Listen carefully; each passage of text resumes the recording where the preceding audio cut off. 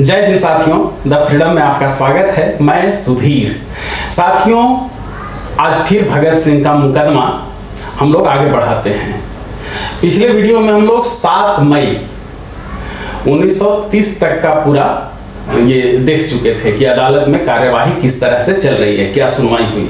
और हम लोगों ने देखा था कि जय गोपाल का बयान चल रहा है। साथ ही यह भी देखा था कि कुछ जो अभियुक्त थे उन्होंने अपने वकील भी रखे थे, जिसमें 2 वकील।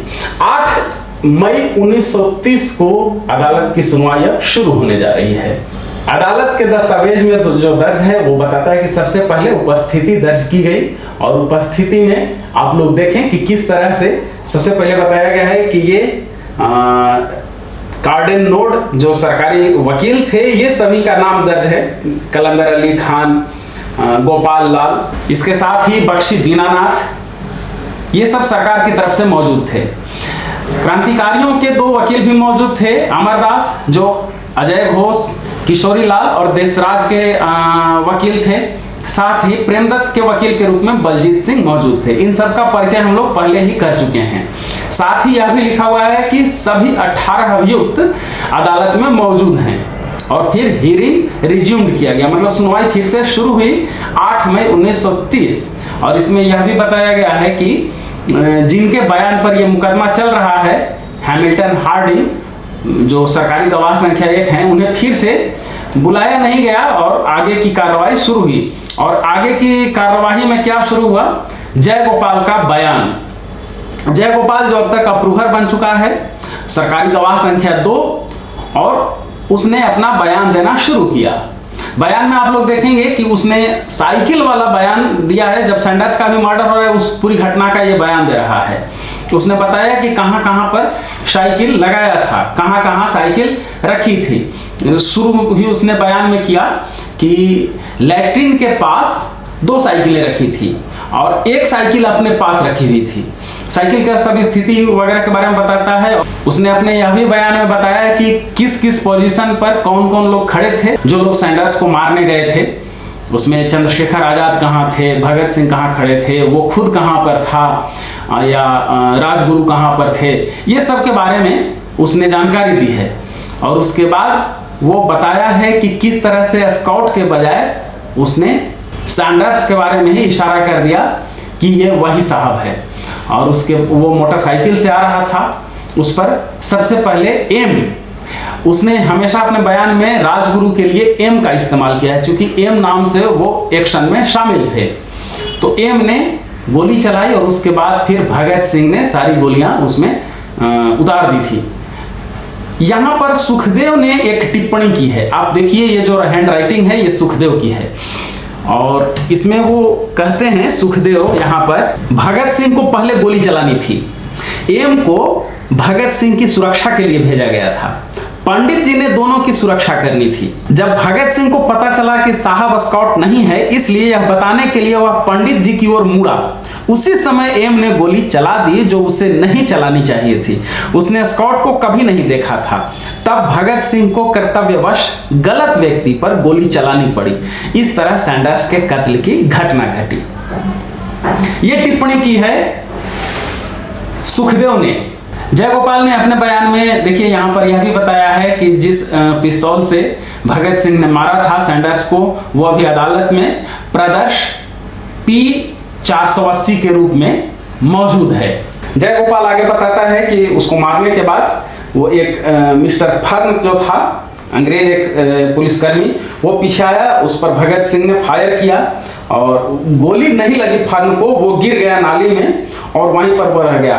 एक और सिख जो सिपाही, जिसका नाम बाद में पता चला था कि चानन सिंह है, उसने पीछा किया। और फिर हम लोग निकलते गए, वहाँ हम लोग डीएवी कॉलेज में घुस गए और डीएवी कॉलेज के कंपाउंड में वहाँ साइकिल रखी हुई थी। वहाँ से हम लोगों ने सीढ़ी चढ़ करके ऊपर आए, वहाँ से निकले और जहाँ साइकिल रखी हुई थी, साइकिल जहाँ रखी थी वहाँ तक पहुँचे, वहाँ से साइकिल उठाई और फिर हम लोग निकल गए। उसने यह भी बताया कि उस समय पंडित जी के पास, यानी चंद्रशेखर आजाद के पास, माउजर पिस्तौल थी, जिसको एक लंबा दस्ता लगा हुआ था उसमें। और उन्होंने क्या किया कि बट से पिस्तौल को उतारकर पिस्तौल और बट दोनों जेब में रख लिया, मतलब डिअसेंबल कर दिया उसको रखने के लिए। इसके बाद चंद्रशेखर आजाद मेरी वाली साइकिल ले ली और एम को अपने साथ बिठाकर वे छोटे दरवाजे से बाहर निकल गए। यह दरवाजा टूटा हुआ था, भगत सिंह वहीं रह गया। मैं और भगत सिंह साइकिल लेने रसोई की तरफ गए। वहां मैंने साइकिल उठाई और मुझसे भगत सिंह ने ले ली। हम फिर वापस उसी स्थान पर आ गए जहां से साइकिल लेने गए थे। वहां पर भगत सिंह ने अपनी टोपी मुझे दे दी। ये देख लीजिए, इस समय भी भगत सिंह टोपी पहने हुए थे जब वो सैंडर्स को मारने गए हैं। तो जयगोपाल बता रहा है कि वहां पर भगत सिंह ने अपनी टोपी मुझे दे दी और मेरे सिर से जो पगड़ी थी मेरे सिर पर उसे उतार ली। वह पगड़ी याद रखिए अदालत में भी रखा गया है। और जयगोपाल ने बताया कि जो पगड़ी मैंने पहनी थी और भगत सिंह ने मुझसे ले ली थी वो पगड़ी अदालत में है और प्रदर्श P488 वही पगड़ी है जिसे भगत सिंह ने मेरे सिर से उतारी थी। इसके बाद भगत सिंह दरवाजे से साइकिल से चला गया और जिस रास्ते से पहले चंद्रशेखर आजाद और राजगुरु गए थे, मैं सामने वाली दीवार फांदकर निकल गया। आगे जयगोपाल कहता है कि मैं वहां से आयुर्वेदिक कॉलेज से होता हुआ जिसके पास एक हौज है और मौका नंबर 32 से होता हुआ मौका नंबर 33 के पास जाकर खड़ा हो गया। दरअसल अदालत में नक्शा जो रखा गया था वहां पर अलग अलग पॉइंट बने हुए थे, उसी को जयगोपाल उससे समझा रहा है कि मौका नंबर 32 से होता हुआ मौका नंबर 33 पर जाकर के खड़ा हो गया। मेरे पास 2 पुस्तकें थी जिनको मैं पढ़ने लगा। पुलिस वाले जब वहां पहुंचे तो जयगोपाल उसमें पढ़ने का नाटक कर रहा था किताब लेकर के। उससे पूछा कि क्या इधर से कुछ लोग भागे, तो उसने दूसरी दिशा बता दी थी कि उधर से। फिर तब तक सब जगह ये बात फैल गई।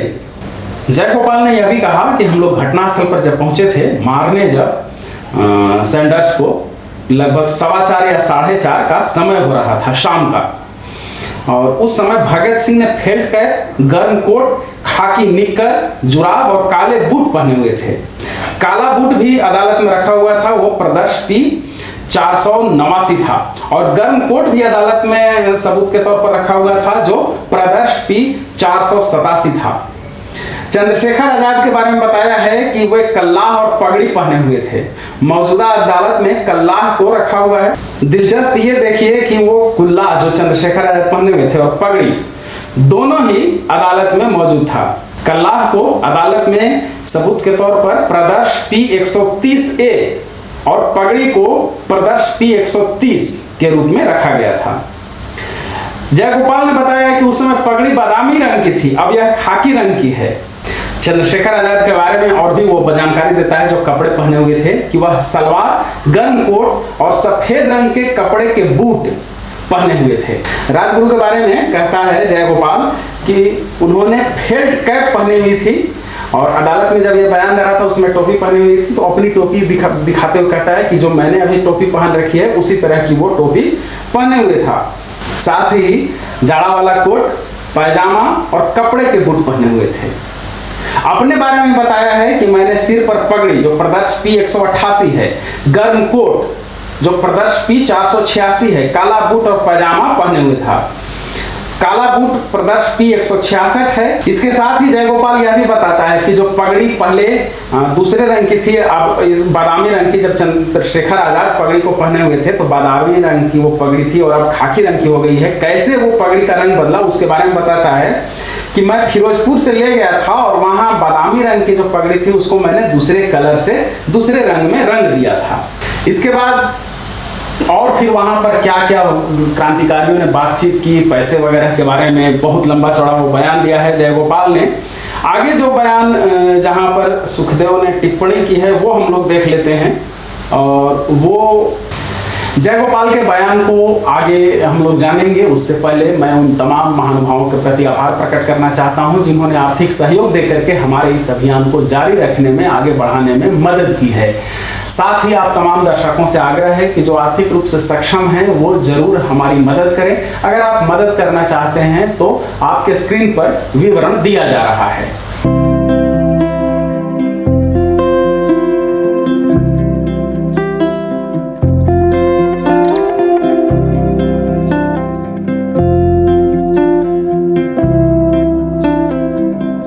तो आइए साथियों, आप देखते हैं कि जयगोपाल ने अपने बयान में आगे क्या कहा। जयगोपाल अपने बयान में जब आगे कहता है कि मैं 30 या 31 दिसंबर 1928 को लाहौर में सुखदेव से मिलने गया, मुझे सुखदेव नहीं मिला मगर किशोरीलाल से मुलाकात हुई। किशोरीलाल से पता चला कि सुखदेव यहाँ नहीं है, वह कल आएगा। रात को मैं मोजंग वाले मकान में सोया। मैं दूसरे दिन शाम 4 बजे यूनिवर्सिटी वाले मैदान में सुखदेव व किशोरीलाल को मिला। वहां से हम तीनों साइकिलों पर फिरोजपुर सड़क की ओर नहर वाले पुल के पास गए। नहर पर जब बैठे थे तो वहां से स्कॉट साहब की मोटर नंबर 6728 वहां से गुजरी। उसमें मिस्टर स्कॉट और उसकी पत्नी, ड्राइवर और एक अन्य व्यक्ति बैठा हुआ था। सुखदेव से मैंने कहा कि अगर कहो तो मिस्टर स्कॉट को यहीं पर ही मार दिया जाए। उसने कहा कि जब एक बार हमारे हाथ से बच चुका है तो अब क्या मारना। सुखदेव ने यहाँ पर टिप्पणी में लिखा है, नॉनसेंस, समिति का एक मेंबर होने के नाते मैंने ऐसा कुछ नहीं कहा। मतलब इस बयान को सुखदेव ने झूठा बताया है। इसके बाद फिर जयगोपाल ने बताया है कि कैसे कैसे वो जो गुप्त दफ्तर थे क्रांतिकारियों के, वहां पर वो गया कब और सुखदेव उन्हें लेकर के गए थे। तो इस पर सुखदेव ने अपनी टिप्पणी लिखी है, मैंने उस पर जरूरत से ज्यादा विश्वास किया, एक नहीं कई बार, जो मुझे नहीं करना चाहिए था। मेरी तरफ से यह गलती हुई है कि मैं उसे जोड़े मोरी के घर पर ले गया। मैंने ऐसी ही गलती उसे कश्मीर बिल्डिंग हाउस में ले जाकर की। उसके बाद फिर सुखदेव के बारे में उसने बताया है, अपने बारे में बताया है, जो दफ्तरों में काम हो रहा था। यह भी बताया है कि कैसे कैसे वो जो बम बनाने के केमिकल्स थे वो सब लेकर के वहाँ पर सुखदेव आए थे और वहाँ ये सब रखा गया था। एक और बात जो उसने अपने बयान के बीच में कहा है वो ये कि सुखदेव ने मुझको कहा कि Hindustan socialist Republican army party की केंद्रीय बॉडी ने, सेंट्रल कमेटी ने यह फैसला किया है कि मुझको कोहाट रवाना किया जाए क्योंकि अफगानिस्तान में एक महाभारत स्वराज पार्टी है, इसके साथ हमें अपनी पार्टी को जोड़ना है। सुखदेव ने यहाँ पर लिखा है प्योर नॉनसेंस।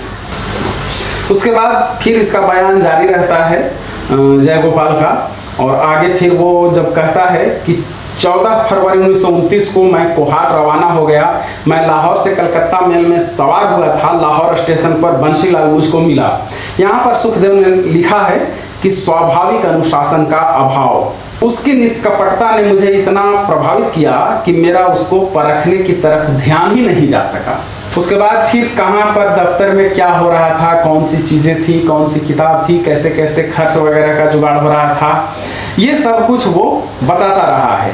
अपने बयान में एक जगह फिर सुखदेव के बारे में उसने जिक्र किया है और कहा है कि सुखदेव ने कहा कि सेंट्रल कमेटी ने पुलिस अफसर तसद्दुक हुसैन बनर्जी, एक अन्य केसी बनर्जी और दीनानाथ को कत्ल करने का फैसला किया है। सुखदेव ने यहाँ पर लिखा है रॉन्ग, मैंने उसे ऐसा कभी नहीं बताया। और फिर जयगोपाल गिरफ्तारी का पूरा विवरण देता है। कश्मीरी बिल्डिंग से जो गिरफ्तारी हुई थी सुखदेव, किशोरीलाल और जयगोपाल की, तो चूंकि वो वहां पर मौजूद है उसने सब कुछ वो बताया। गिरफ्तारी के बारे में बताते हुए उसने कुछ कुछ गलत बताया, वहां पर भी सुखदेव ने टिप्पणी की है। जयगोपाल ने अपने बयान में कहा कि सईद शाह नाम का जो पुलिसकर्मी वहां पर था उसने सुखदेव से रिवॉल्वर छीन ली थी। सुखदेव ने यहाँ पर कहा है कि तलाशी के दौरान मैंने खुद पुलिस को रिवॉल्वर दिया था। फिर उसने सभी जो अदालत में रखे हुए थे सबूत, उसमें किताबों का, वो केमिकल्स या और बहुत सारे सामान, बम वगैरह या बक्सा, ये सब कुछ जो मिला है उसकी शिनाख्त की है। वो पूरा का पूरा आगे बयान में शिनाख्ती ही है कि कैसे कैसे क्या क्या कहाँ पर सामान रखा हुआ था और किस किस को वो पहचानता है, कैसे पहचानता है। ये बयान इतना होते होते उस दिन का पूरा समय खत्म हो गया और अदालत की कार्यवाही आगे अब 12 मई 1930 को होगी, यह आदेश देते हुए जजों ने उस दिन की सुनवाई स्थगित कर दी। तो साथियों, ये आप देख रहे थे कि जयगोपाल ने 8 मई को क्या क्या बयान दिया, उसके बयान कहाँ कहाँ गलत थे, सुखदेव ने वहाँ उस पर क्या टिप्पणी की, क्या क्या उसने बताया सैंडर्स के मर्डर के बारे में या फिर और आगे की गतिविधियों के बारे में। गिरफ्तारी के बारे में भी बताया है। सुखदेव की गिरफ्तारी पर हम लोग चर्चा करेंगे। इसी 15 मई से सुखदेव पर केंद्रित श्रृंखला की शुरुआत की जा रही है, सुखदेव नामा। उसमें हम लोग विस्तार से गिरफ्तारी पर चर्चा करेंगे और ये भी देखेंगे कि जो जयगोपाल ने कहा उसमें कितनी सच्चाई थी, वास्तव में हुआ क्या था। किशोरी लाल ने, चूंकि साथ में वो भी गिरफ्तार हुए थे, तो किशोरी लाल ने इस पर क्या कहा है और फिर सुखदेव ने अपने बारे में और क्या क्या कहा है। सुखदेव की बाकी जिंदगी के भी पहलू देखेंगे। जजों ने कहा है कि अब अगली सुनवाई 12 मई को होगी, तो 12 मई की सुनवाई हम लोग देखेंगे। 12 मई को वाली सुनवाई भी बहुत ही इंटरेस्टिंग है और ऐतिहासिक है। तो इस वीडियो में साथियों यहीं तक, हम फिर मिलेंगे अगले वीडियो में नई कहानी के साथ। हमारे साथ जुड़े रहने के लिए चैनल को जरूर सब्सक्राइब कीजिए। धन्यवाद साथियों। जय हिंद, इनकलाब जिंदाबाद।